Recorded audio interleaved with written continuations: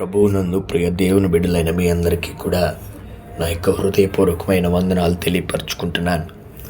దేవుని పరిశుద్ధ నామానికి స్తోత్రం కలుగునుగాక. ఈరోజు దేవుడు మనకు అనుగ్రహించిన ఈ శ్రేష్టమైన సమయంలో మనందరి జీవితాలకు ఎంతో అవసరమైన ఒక ప్రాముఖ్యమైన విషయమును గురించి మనం ధ్యానించుకుందాం. అదేమనగా సమయము. ఈ లోకములో మనం కోల్పోయిన ప్రతి దానిని తిరిగి సంపాదించుకోవచ్చేమో, కానీ ఒక్కసారి గడిచిపోయిన సమయాన్ని మాత్రం ఎంత డబ్బు ఇచ్చినా తిరిగి తీసుకురాలేం. అందుకే బైబిల్లో అపోస్తులుడైన పౌలు ఎఫెసీలకు రాసిన పత్రిక 5వ అధ్యాయము 15వ వచనంలో ఒక అద్భుతమైన మాట అంటున్నారు.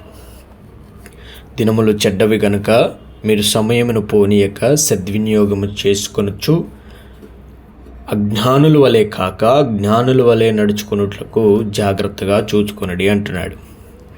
ఈరోజు మనం దేవుడు మనకిచ్చిన సమయాన్ని ఎలా వాడుకుంటున్నాం, మన సమయానికి మనం ఇస్తున్న విలువేంటి అనే విషయాన్ని బైబిల్ వెలుగులో క్షుణ్ణంగా నేర్చుకుందాం. సమయం దేవుడు మనకిచ్చిన ఒక అప్పగింత మాత్రమే. మొదటిగా మనం గ్రహించాల్సింది ఏంటంటే, సమయం మన సొంతం కాదు. ఇది దేవుడు మనకు తాత్కాలికంగా ఇచ్చిన ఒక అప్పగింత. బైబిల్లో ప్రసంగి 3వ అధ్యాయంలో 1వ వచనంలో జ్ఞాని అయిన సొలొమోను గారు ఇట్లా అంటున్నారు: ప్రతి దానికి సమయం కలదు. అంటే ఆకాశము క్రింద ప్రతి వ్యవహారమునకు ఒక్కొక్క సమయము కలదు. పుట్టడానికి ఒక సమయం ఉంది, చనిపోవటానికి ఒక సమయం ఉంది, నాటడానికి ఒక సమయం ఉంది, నాటిన దాన్ని పీకడానికి ఒక సమయం ఉంది. అంటే మన జీవితాల్లో ప్రతి క్షణాన్ని దేవుడే నియమించాడు. దేవుడు మనకు రోజుకు 24 గంటలు ఇస్తున్నాడు. ఐశ్వర్యవంతుడికైనా పేదవాడికైనా దేవుడు సమయాన్ని సమానంగానే ఇస్తున్నాడు. కానీ ఈ ఇచ్చిన సమయాన్ని మనం దేనికి ఉపయోగిస్తున్నాం? ఉదయం లేచినది మొదలుకొని రాత్రి పడుకునే వరకు మనం దేవుని కోసం, మన కుటుంబం కోసం ఎంత సమయాన్ని కేటాయిస్తున్నామో మనందరము కూడా ఒకసారి ఆలోచించాల్సిన విషయం.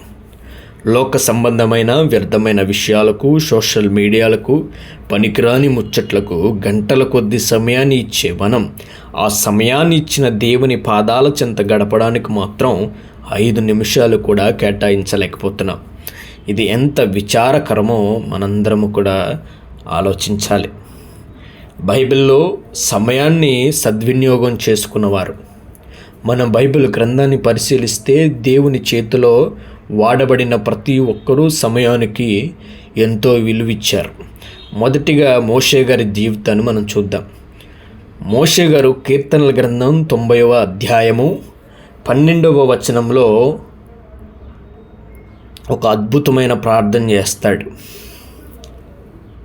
మాకు జ్ఞాన హృదయమును కలుగునట్లుగా చేయము, మా దినములు లెక్కించుటకు మాకు నేర్పుము అంటున్నారు.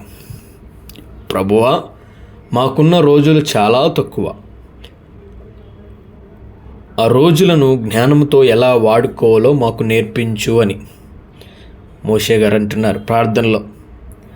మన జీవిత కాలం 70 సంవత్సరాలు, బలముంటే 80 సంవత్సరాలు.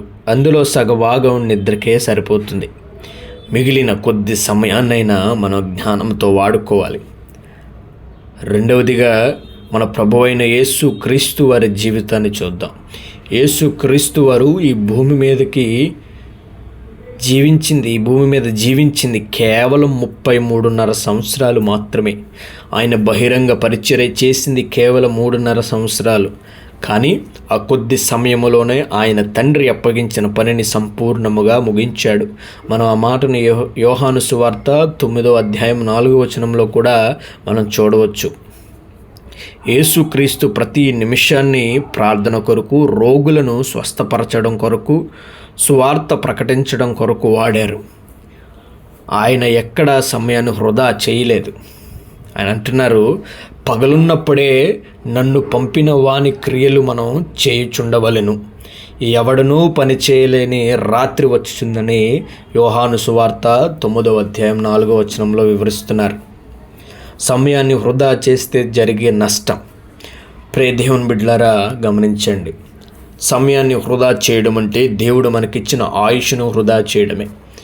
బైబిల్లో సమయాన్ని నిర్లక్ష్యం చేసిన కొందరి జీవితాలు ఎలా పాడైపోయాయో చూడండి. సంసోను జీవితం. సంసోను దేవుని చేత పిలువబడిన ఒక గొప్ప నజరీయుడు. కానీ ఆయన తన సమయాన్ని దేవుని పరిచర్యకు కాకుండా దెలీలా అనే ఒక స్త్రీ ఒడిలో వ్యర్థం చేశాడు. ఫలితంగా తన కళ్ళు కోల్పోయాడు, అభిషేకాన్ని కోల్పోయాడు, చివరకు ప్రాణాన్ని కూడా కోల్పోయాడు. మరొకటి బుద్ధి లేని 5 కన్యకలు. ఇది మనం మత్తయి సువార్త 5వ అధ్యాయంలో చూస్తాం. వరుడు వచ్చే సమయానికి వారి దీపాలలో నూనె సిద్ధంగా లేదు.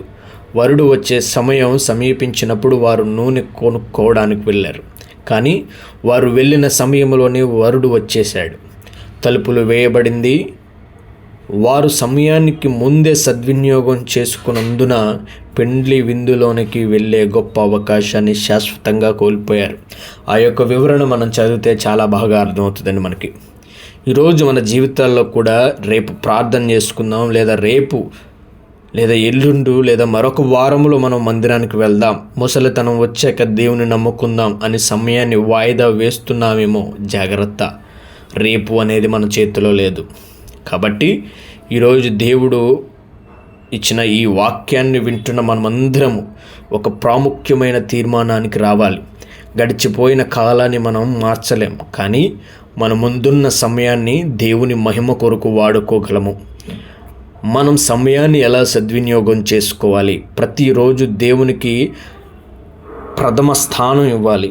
ఉదయాన్నే లేవగానే వాక్య ధ్యానాన్ని, ప్రార్థనలు మన రోజు ప్రారంభించాలి. వ్యర్థమైన వాటికి దూరంగా ఉండాలి.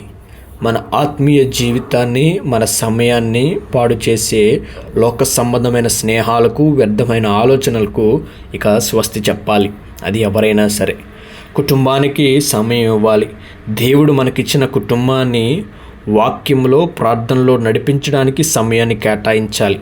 రోమియోలకు రాసిన పత్రిక 13వ అధ్యాయం 11వ వచనంలో చెప్పబడినట్లుగా, మీరు కాలమును ఎరిగి నిద్ర మేలుకొని వేళ అయి ఉన్నది తెలుసుకొనిడి, అలాగు చేయుడి. మీరు కాలమును ఎరిగి నిద్ర మేలుకొను వేలైనదని తెలుసుకొనిడి అంటున్నారు. మనము విశ్వాసులమైనప్పటికంటే ఇప్పుడు రక్షణ వరకు మరీ సమీపముగా ఉన్నదని మనం తెలుసుకోవాలి. ప్రభువు రాకడ ఎంతో సమీపముగా ఉన్నది. ఎకనైనా సమయాన్ని వృధా చేయకుండా దేవుని చిత్తాన్ని గుర్తిస్తూ ఆయన కొరకు బ్రతుకుదాం. దేవుడి కొద్ది మాటలు మనందరి వెనుకల్లో దీవించునుగాక. ఆమేన్.